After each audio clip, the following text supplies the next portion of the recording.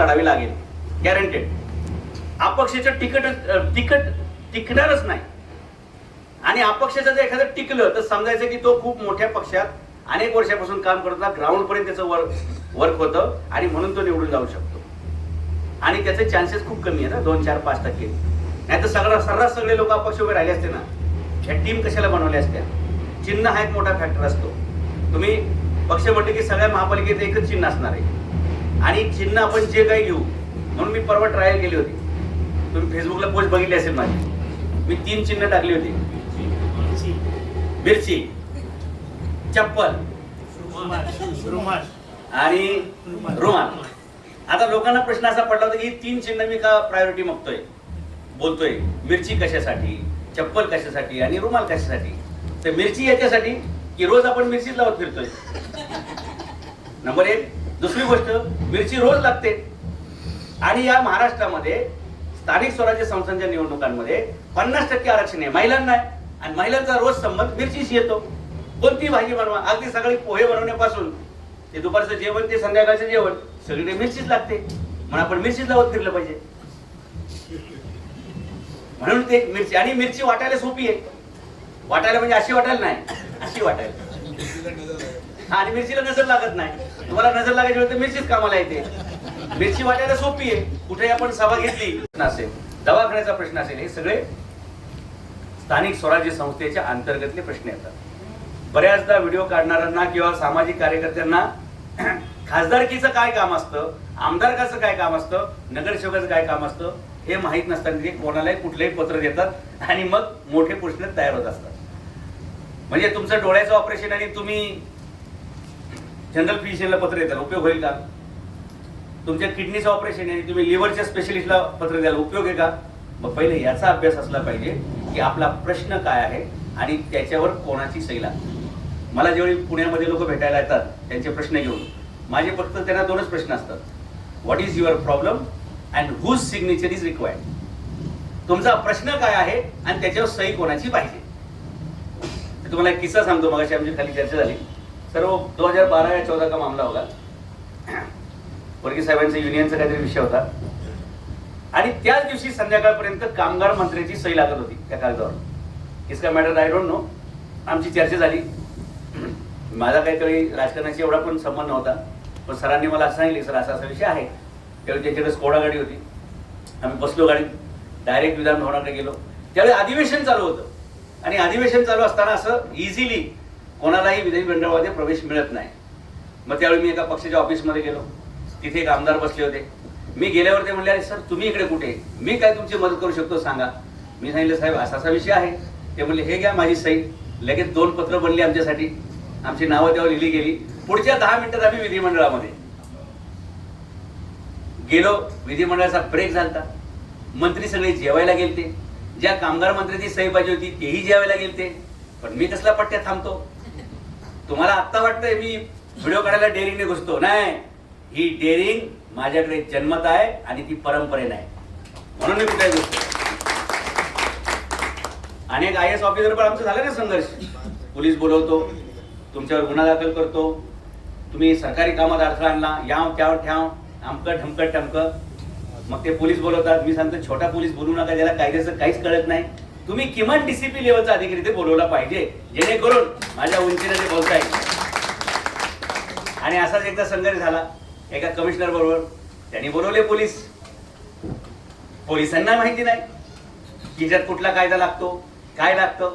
त्याचं म्हणणं असं होतं की इंडिया IT ऍक्ट नुसार you cannot shoot A video. म्हणलं हो बरोबर आहे तुमचं म्हणणं, IT ऍक्ट नुसार व्हिडिओ काढता येत नाही, पण तो खाजगी व्यक्तीचा खाजगी ठिकाणी काढता येत नाही. ही सरकारी जागा आहे, ही सरकारी खुर्ची आहे. आणि त्याचं म्हणणं काय होतं माहितीये का, की मी होम मिनिस्ट्रीमध्ये 10 वर्ष काम केलेलं आहे, हे तुम्हाला प्रकरण महाग जाईल. अरे होम मिनिस्ट्रीत काम केलं म्हणजे होम मिनिस्ट्री काय बापाची आहे का, तुझ्यानुसार कायदे चालतात का? हे सगळं त्याचं बोलून झालं बरं का. पोलीसही आले आणि पोलिसांना ज्यावेळी मी सांगितलं की हे IT ऍक्टचं हे चुकीच्या पद्धतीने हे करतायत, तर यांना परत मसुरीला आणखी ऍडव्हान्स ट्रेनिंगसाठी पाठवलं पाहिजे. कारण हे जुन्याच तत्वज्ञानावरती आपल्या चपात्या लाटायला बघतायत. असं ते मोठा जो संघर्ष झाला, तो व्हिडिओ पण आम्ही काढला बरं का. आणि असा एखादा मोठा व्हिडिओ काढला ना की मला सुद्धा मजा वाटते. कारण ज्यांच्याकडे जबाबदारी आहे हे सगळं सोडवण्याची, ते लोक जर लोकांच्या प्रश्नात टाळाटाळ करत असतील तर अशा लोकांना उघडं पाडणं, अशा लोकांना एक्सपोज करणं हेच आपलं काम आहे. मग तुमची जिल्हा परिषद कशात मोजते हो? ग्रामपंचायत कशाच मोजता हो तुम्ही? लोक त्या ग्रामसेवकला पण भेटायला घाबरतात, काहीतरी गडबड होईल. कशाला घाबरताय? मी मंत्रालयामध्ये नगर सचिवांना पण भेटलेलो आहे की जर चौकशी केली नाही ना, तुमची चौकशी बसवल्याशिवाय राहत नाही. तुम्हाला पुतळ्यामध्ये अडकवणं हे तर काही लोकांचं राजकारण आहे ना.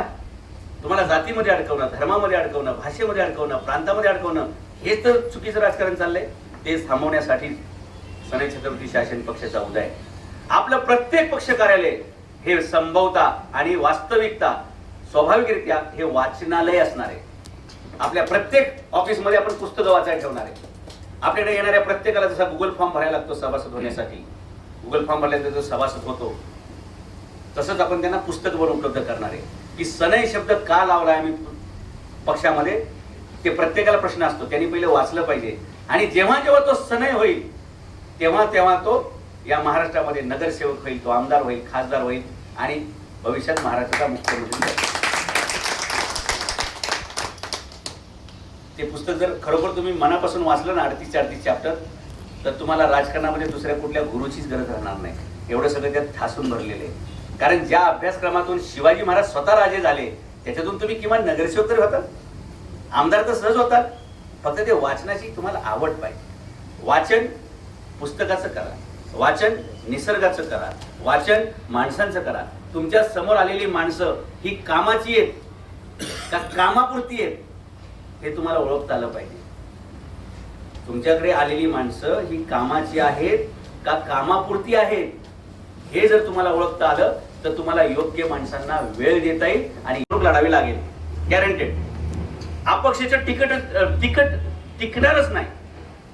आणि अपक्षाचं जर एखादं टिकलं तर समजायचं की तो खूप मोठ्या पक्षात अनेक वर्षापासून काम करत होता, ग्राउंड पर्यंत त्याचं वर्क होतं आणि म्हणून तो निवडून जाऊ शकतो. आणि त्याचे चान्सेस खूप कमी आहेत, 2-4-5%. नाही तर सर्रास सगळे लोक अपक्ष उभे राहिले असते ना. ह्या टीम कशाला बनवल्या असत्या?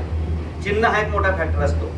तुम्ही पक्ष म्हटले की सगळ्या महापालिकेत एकच चिन्ह असणार आहे आणि चिन्ह आपण जे काही घेऊ. म्हणून मी परवा ट्रायल केली होती. तुम्ही फेसबुकला पोस्ट बघितली असेल माझी. मी 3 चिन्ह टाकली होती: मिरची, चप्पल आणि रुमाल. आता लोकांना प्रश्न असा पडला होता की 3 चिन्ह मी का प्रायोरिटी बोलतोय. मिरची कशासाठी, चप्पल कशासाठी आणि रुमाल कशासाठी? तर मिरची याच्यासाठी की रोज आपण मिरचीच लावत फिरतोय, नंबर 1. दुसरी गोष्ट, मिरची रोज लागते. आणि या महाराष्ट्रामध्ये स्थानिक स्वराज्य संस्थांच्या निवडणुकांमध्ये 50% आरक्षण आहे महिलांना आहे. आणि महिलांचा रोज संबंध मिरचीशी येतो. कोणती भाजी बनवा, अगदी सकाळी पोहे बनवण्यापासून ते दुपारचं जेवण ते संध्याकाळचं जेवण सगळीकडे मिरचीच लागते. म्हणून आपण मिरचीच लावत फिरलं पाहिजे. म्हणून ते मिरची, आणि मिरची वाटायला सोपी आहे. वाटायला म्हणजे अशी वाटायला नाही, अशी वाटायला. आणि मिरचीला नजर लागत नाही. तुम्हाला नजर लागायची वेळ तर मिरचीच कामाला येते. मिरची वाटायला सोपी आहे. कुठे आपण सभा घेतली, काही चूक केली तर ती दुरुस्त करण्यासाठी, त्याचे वाबाडे काढण्यासाठी, सरकारला धारेवर धरण्यासाठी छत्रपती शासन असेल. आणि ज्या दिवशी छत्रपती शासन राज्यात येईल, सत्तेमध्ये येईल, त्यावेळी खऱ्या अर्थानं छत्रपती शिवाजी महाराजांचे शासन कसं होतं हे लोकांना पाहायला मिळेल. शाहू महाराजांचे शासन पाहायला मिळेल. आणि तो दिवस लांब नाहीये, लक्षात घ्या. ओ दिन लंबा नाही. आपण विचार करूनच कार्यक्रम सुरू केलेला आहे. फक्त 5 महिन्यात आपण आपला पक्ष घराघरात पोहोचवलेला आहे. मी पार गाव खेड्यापर्यंत त्याचे टेस्टिंग करत असतो बरं का. मी असंच फिरत नसतो. मी विमानात बसलो तरी टेस्टिंग करतो, रेल्वेत बसलो तरी टेस्टिंग करतो, मेडिकल स्टोअरमध्ये गेलो तरी टेस्टिंग करतो, मंत्रालयात गेलो तरी टेस्टिंग करतो, मी मार्केटमध्ये गेलो तरी टेस्टिंग करतो. आपला रीच कुठपर्यंत आहे, कुठपर्यंत आपले विचार जात आहेत. आणि लक्षात घ्या, आता काळ असा येणार आहे की लोक पैसे घेतील की नाही मला माहित नाही, पण मत मात्र ज्याचे विचार पटतील त्यालाच देतील. काही लोक त्यावर घरी नेऊन पैसे टाकायला लागले. हे पाकिट तुम्हाला, हे पाकिट तुम्हाला. हे विचार करायला पाहिजे. एक पैठणी साडीमध्ये मत विकलं जाऊ शकतं, एका कोंबडीसाठी मत विकलं जाऊ शकतं, एका वेळच्या मटणाच्या ताटलीसाठी मत विकलं जाऊ शकतं, 1000-2000 रुपयाच्या पाकिटासाठी मत विकलं जाऊ शकतं, हे होणार नाही आता भविष्यात.